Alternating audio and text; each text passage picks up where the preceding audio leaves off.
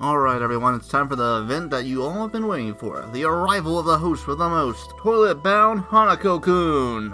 Now time for the main event and a big old review, let's go! Toilet-bound Hanako-kun is about Nene, who, going off a rumor, meets the titular Hanako, a spirit that haunts one of the school's girls' bathrooms. And if you make a deal with him, he'll grant you a wish for a price. So after Nene's wish goes awry, she ends up being saved, but must become Hanako's assistant. The reason he needs her is that he is one of the 7 wonders of the school, a group of powerful spirits that haunt the school.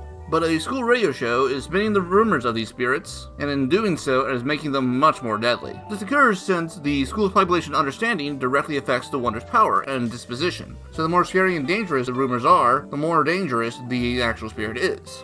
Thus, Hanako needs Nene's help in combating these false tales by keeping the spirits from hurting the students as well as spreading safer versions of these wonders. For example, if the current rumor is that a group of spirits that like to steal things, and if you see them they will steal your soul, Nene can change that by saying if you have a piece of candy, they will take that instead, thus turning the mischievous thieving spirits much more friendly. Also among the various spirits be the family of exorcists who want to get rid of the wonders, the youngest of which helps turn our dynamic duo into a triple threat, as well as provide the final piece for the love triangle for Nene's infection. But most importantly, these 3 must also figure out how to share their one brain cell between them, as they are the biggest of goobers. Nene is a love-struck adolescent, easily flustered, and quick to make a fool of herself and trying to make her feelings known. Ko, the exorcist, is stubborn to a fault and will quickly throw himself headfirst into trouble, and Hanako has great otherworldly powers, but lacks the wisdom to assist in solving the everyday issues as he was a teenager when he died, so his life experience isn't exactly helping him in the job. But hey, that's fine, as the villains changing the rumors, and the other fairy spirits that haunt the school ground are for the most part equally as dumb. But we do get some good introspective and development among the characters. Besides Nene dealing with how her job as an assistant will affect her everyday life, as well as figuring out what her relationship with Hanako is, we get Ko dealing with the morality of his family's job and whether it's better to forcibly exorcise the ghosts that he finds or help them move on more peacefully,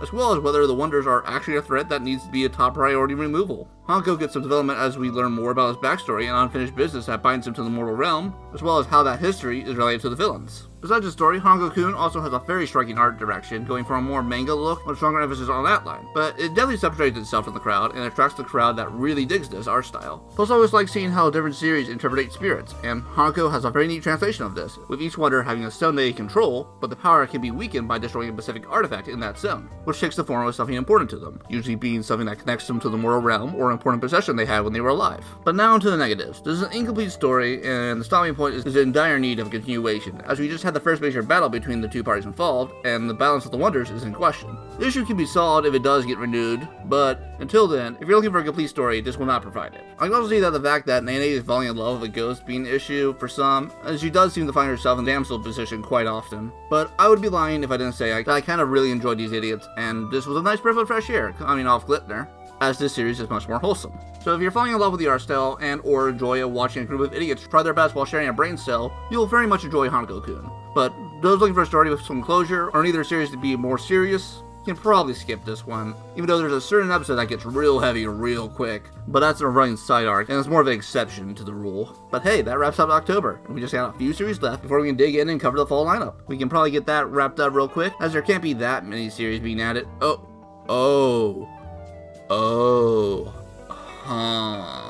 I see.